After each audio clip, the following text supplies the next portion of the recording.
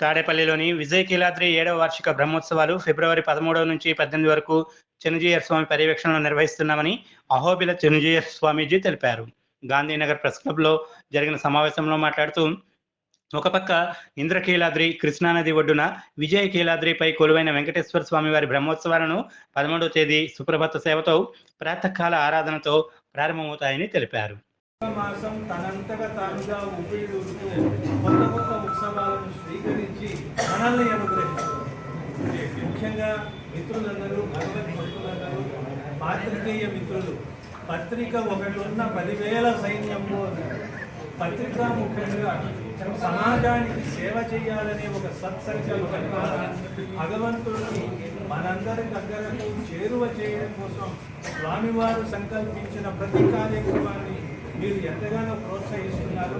అలాగే ఈ సుముహూర్తాన జరిగే అనేక విశేషాలతో కూడిన బ్రహ్మోత్సవాల కార్యక్రమాన్ని కూడా ప్రజలందరికీ చేరువ చేయవలసిందిగా మీ అందరికీ విజ్ఞప్తి చేస్తూ, భక్త మహాశయులందరికీ స్వాగతం, సుస్వాగతం. విజయకీలాద్రి అనే క్షేత్రం పక్కనే ఇంద్రకీలాద్రి పక్కన వేంచేసి ఉండి, అక్కడ ఉండవలసిన మూర్తి ఒకటే కాదు, ఒక్కొక్కరికి ఒక్కొక్క సమస్య ఉంటుంది.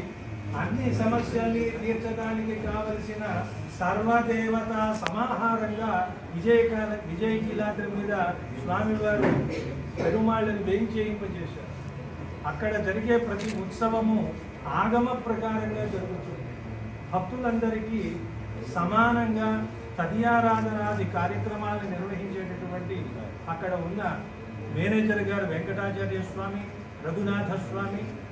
ఉత్సవము అనగానే ఉత్సవ అన్నారు, అంటే ఉత్కృష్టమైన యజ్ఞం. ప్రతి ఒక్కరూ వైయక్తికంగా యజ్ఞాలు చేసుకోలేరు, కానీ అందరూ ఒక చోట చేరి ఇలాంటి కార్యక్రమాల్లో భాగస్వామ్యం వహిస్తే మనం రోజు చేసే కార్యక్రమాలలో వచ్చే పుణ్యం కంటే ఇతోధికమైనటువంటి పుణ్యం లభిస్తుంది అనే ఒక సత్సంకల్పంతో ఇక్కడ ఈ కార్యక్రమాన్ని ఏర్పాటు చేయడం జరిగింది. మన చిన్నజీయర్ స్వామి వారి ప్రత్యక్ష పర్యవేక్షణలో వారి దివ్య అనుగ్రహం అందరి మీద ప్రసరింపచేయడం కోసం వారు వేంచేసి ఉంటారు.